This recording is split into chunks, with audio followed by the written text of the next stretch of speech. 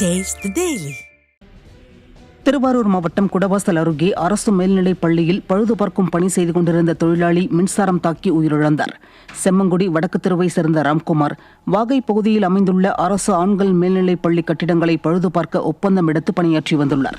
இந்த நிலையில் பழைய சுவரை உடைப்பதற்காக ட்ரில் இயந்திரத்தை பயன்படுத்திய போது மின்சாரம் பாய்ந்ததில் பள்ளி கட்டிடத்தின் மேலிருந்து கீழே விழுந்தவர் பரிதாபமாக உயிரிழந்தார்.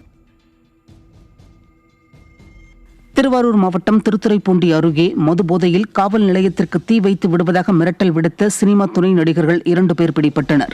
துணை நடிகர்கள் பாரதி ராஜா, பாரதமணி இருவரும் பாண்டிக்கோட்டகம் பகுதியில் மது போதையில் சாலையில் வெடிகள் வெடித்து பொதுமக்களுக்கு இடையூறு ஏற்படுத்தியுள்ளனர். அப்போது அங்கு வந்த காவலர் தனபால் வெடிகள் வெடிக்கக்கூடாது என்று கூறியதால் காவல் நிலையத்தை கொளுத்தி விடுவோம் என்று மிரட்டியுள்ளனர். இந்த மிரட்டல் வீடியோ வெளியானதை அடுத்து இருவரும் பிடிபட்டனர். காவல்துறையினரை மிரட்டும் அளவிற்கு ஸ்டாலின் ஆட்சியில் காவல்துறை செயலிழந்து விட்டதாக மக்கள் குற்றம் சாட்டுகின்றனர்.